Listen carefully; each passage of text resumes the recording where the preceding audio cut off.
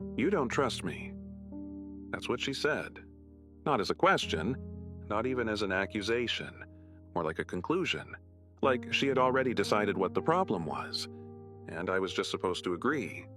And for a moment, I almost did what I always did. Defend myself. Explain. Reassure her. Say something like, "Ed, of course I trust you." Because that's what you're supposed to say, right? That's what keeps things calm, keeps things together. But something inside me didn't let me say it, because the truth was, she was right. So instead, I looked at her and I said, "You're right." And that's when everything changed. Her expression froze, like she didn't hear me properly. "What?" she said. I didn't raise my voice, didn't repeat myself louder. I just said it again. "You're right." Silence filled the room. Because that wasn't the response she expected. She expected resistance, denial, emotion. But agreement, that caught her off guard. "What do you mean?" she asked, her voice tighter now. I shrugged slightly. "I mean, I don't trust you." That's when the panic started. Not immediately. At first, she tried to play it off. A small laugh, a shake of her head. "That's ridiculous," she said. I didn't react, didn't argue, didn't explain. Because for the first time, I wasn't trying to fix anything. I was just being honest, and honesty feels different when it's not softened. "Why would you say that?" she asked. I looked at her calmly. "Because it's true." That's when the tension shifted, because now she wasn't in control of the narrative anymore. "You're overthinking," she said quickly. I shook my head. "No, I'm just finally paying attention." That hit harder than yelling ever could, because deep down, she knew there was something to pay attention to.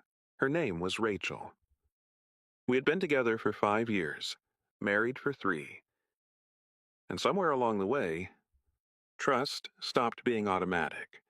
Not because of one big moment, but because of 100 small ones. Late replies, hidden screens, changed routines, little things.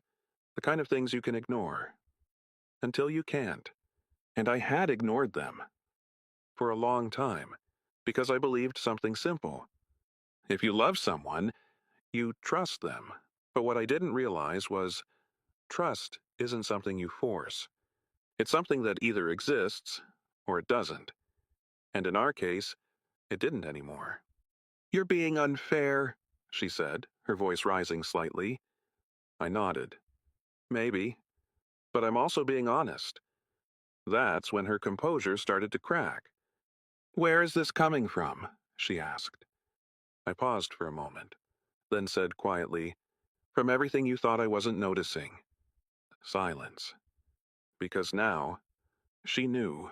Not everything, but enough. "I haven't done anything," she said quickly. I didn't respond right away. Because that sentence always sounds the same, whether it's true or not.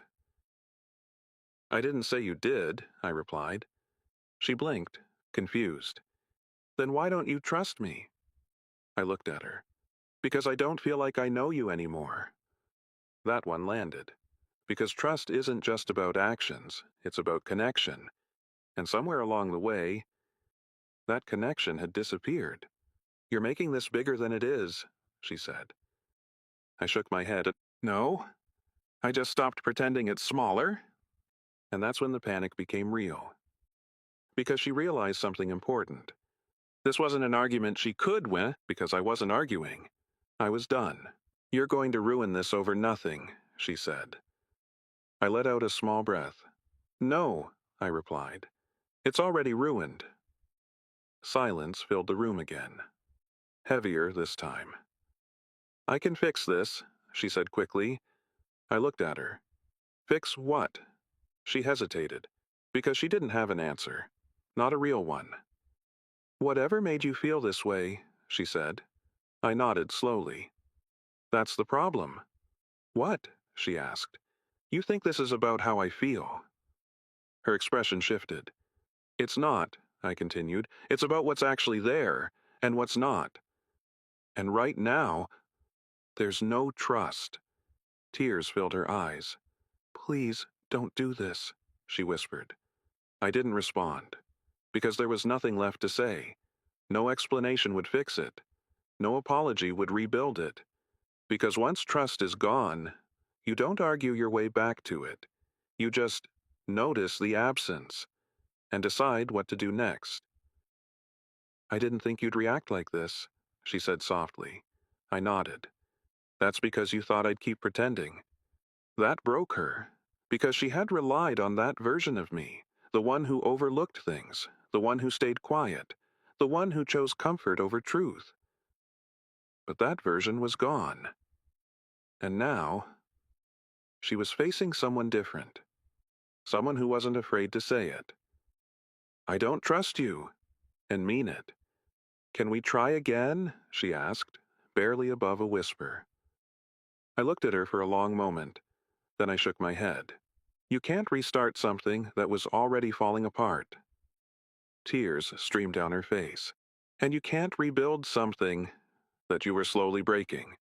I grabbed my keys, walked toward the door. Where are you going? She asked. I paused, then said calmly, Somewhere I don't have to question everything.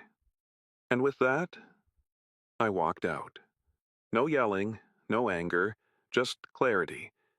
Because sometimes the most powerful thing you can say is the truth, even if it ends everything. And in that moment, when I said, you're right, I didn't just admit something. I ended everything. For good.